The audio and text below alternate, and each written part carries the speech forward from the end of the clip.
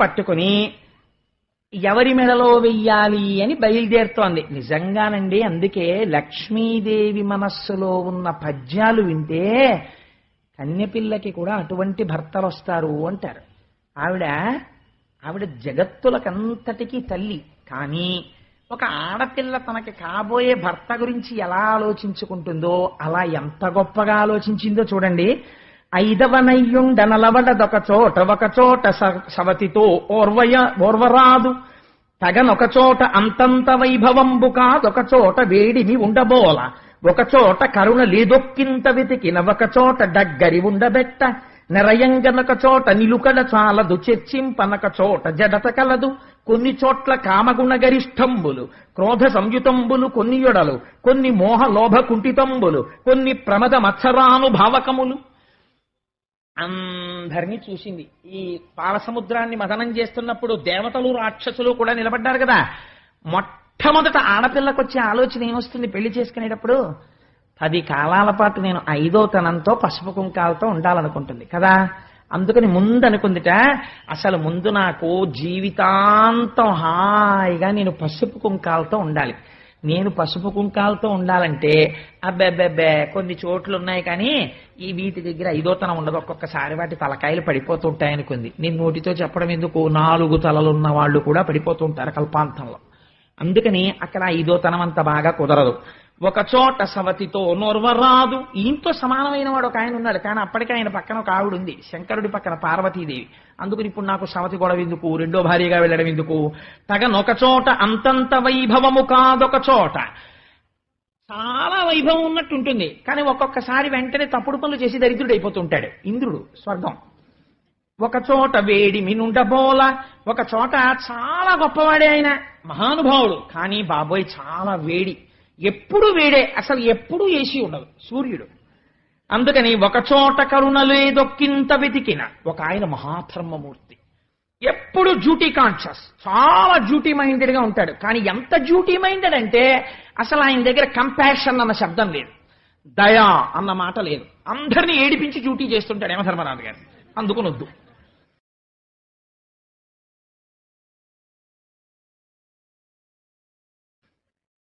రెండవది, ఒక చోట కరుణ లేదొక్కింత వెతికిన ఒక చోట డగ్గరి ఉండబెట్ట.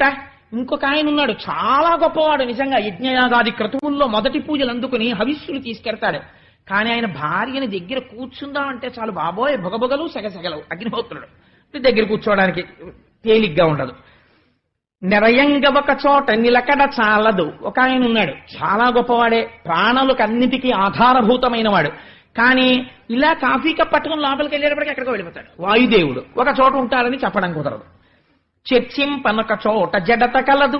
ఇంకొక ఆయన ఉన్నాడు, చాలా గొప్పవాడు, కానీ అలా కదలకుండా అలా ఉండిపోతుంటాడు. ఎవరు? పల్లం దగ్గరికి వెళ్ళి నీళ్లు ఉండిపోతుంటాయి, అందుకని ఆ నీటికి కదలిక లేకుండా ఆగిపోతుంటాయి. కొన్ని చోట్ల కామగుణ గరిష్టంబులు క్రోధ సంయుతంబులు కొన్ని యొడల. ఒక్కొక్క చోట కామం ఎక్కువ. ఎవరది?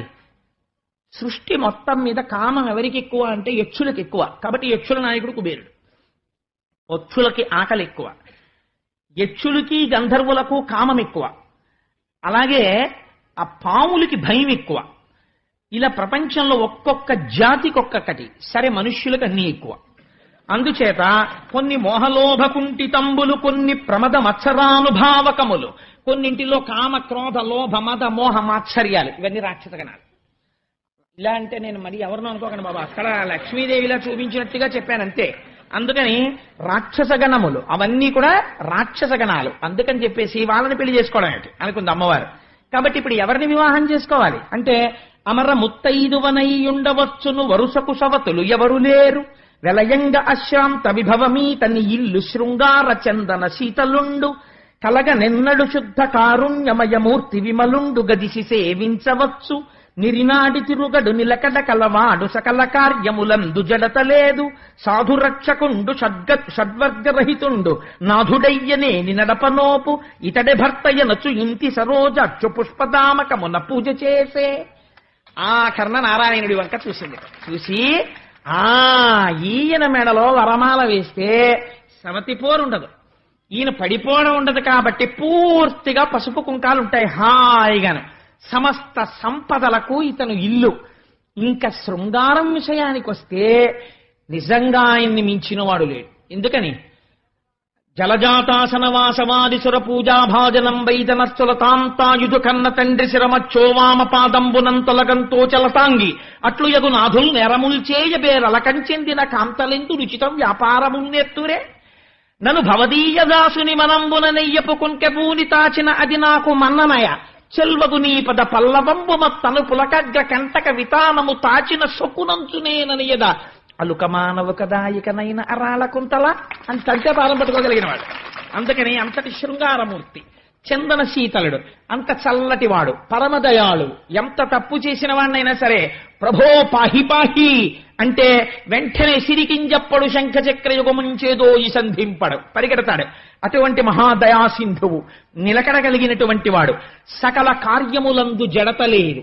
ఈ పని అబ్బా తర్వాత చేద్దాం లేని కూర్చునేవాడు కాడు. పరమ ఉత్సాహంతో ఉంటాడు, చైతన్యవంతంగాను. పరమ సాధువైనటువంటి వాడు. ఇట్లాంటి వాడు నాకు భర్త కావాలి అని ఇంటి సరోజాక్షు తామర పువ్వుల్లాంటి కందులున్నవాడు ఇలా చేతులు కట్టుకుని నిలబడ్డట్టు, ఏమీ తెలియని వాళ్ళలాగా.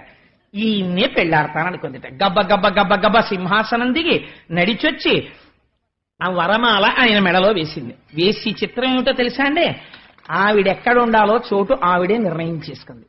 ఇందీవరధామమున ముకుందుని పూజించి తనకు కూడి వసింపన్ మందిరముగ తద్వక్షమునందసలజ్జా సుదృష్టినాలోకించన్.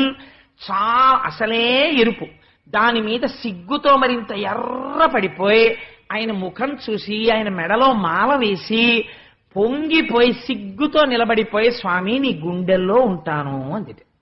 ఎందుకని అంటే ఆయన స్థితికారుడు, లోకమునంతటినీ నిలబెట్టవలసిన వాడు.